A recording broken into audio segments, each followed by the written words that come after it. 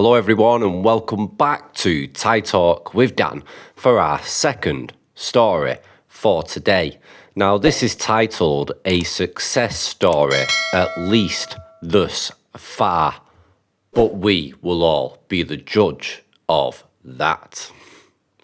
Right guys, let's roll the intro and let's get on with our second story of today.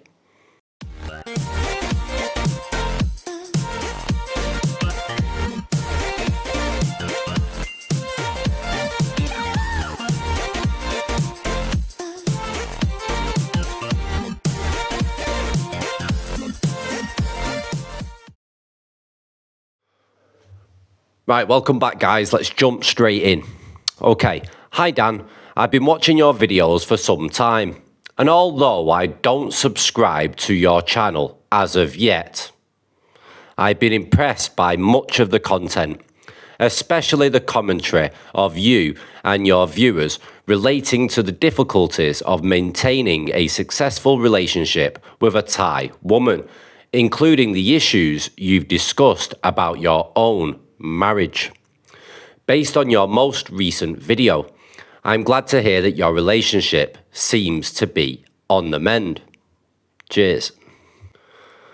Okay, I left you a comment that you read on air a few days ago, declining to add my own circumstances to the thread of unfortunate experiences that have befallen other of your viewers when it comes to entering and sustaining a quality relationship with a Thai woman.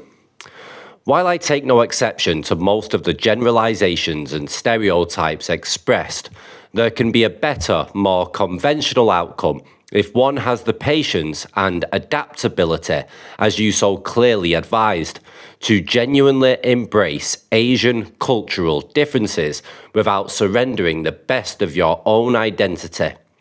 Of course, this is all easier said than done, requiring continuous conversations and compromise, which, if you come to think about it, isn't much different than in any other part of the world. Divorce rates and crimes of passion being what they are in the West, people who live in glass houses shouldn't throw stones. A little background information might be illuminating. I'm 75 years old, American, and have had a career that has allowed me to travel the globe and become exposed to a broad array of cultures. I was married to the same woman for 47 years, who unfortunately died 6 years ago from lung cancer, and was the mother of all three of my children who've reached their late 40s. I retired about 4 years ago with a bucket list to fulfill me and enough resources to live comfortably for the rest of my days.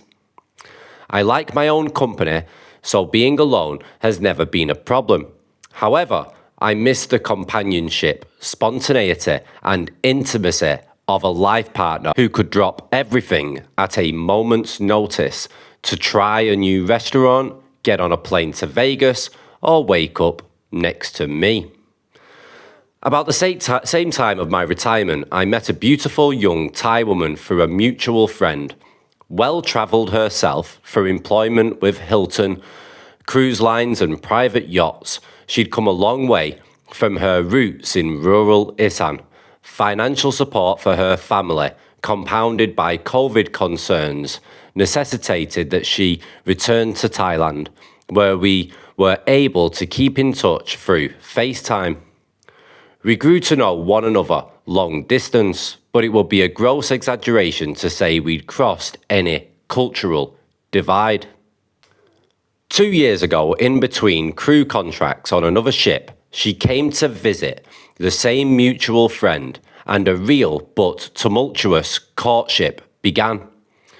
Beyond subjecting ourselves to the same frustrations, misunderstandings and confrontations expressed by many on your channel, I had to face the challenges of dealing with my children over her age, 41, motives, green card, and compatibility, language.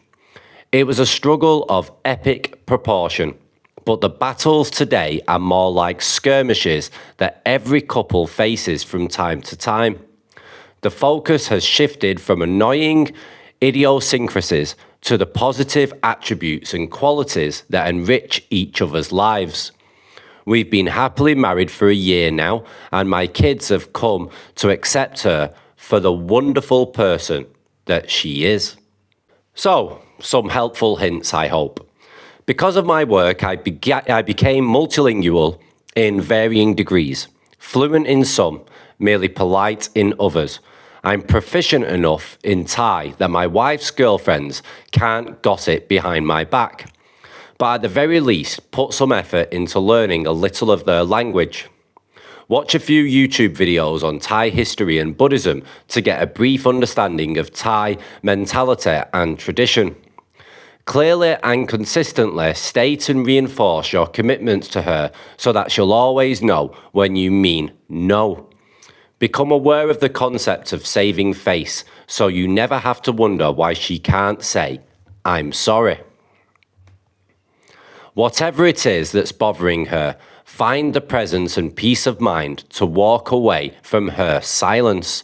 It's probably not your fault, so don't take it personally and it will go away by the morning. There are still a few things we need to reconcile, so I'm not trying to convince anyone that we've found enlightenment. But despite the obstacles, we have a healthy marriage, and I'm never at a loss for an impromptu dinner partner, spur of the moment co-adventurer, or energetic bedmate. Steve Hoffner. By the way, whatever perspectives I may have about her peculiarities, always remember she's entitled to her point of view about me and my peccadillos that she's come to tolerate. Okay, Steve, thanks for taking the time out to sit down and type all that out and send it in to us. I do appreciate it, and hopefully you may become a subscriber one day. All right, Steve. Now, Steve has given us a small, brief insight into his own relationship, and he's tried to give everybody a bit of advice also. So, what do you guys think about what Steve has to say?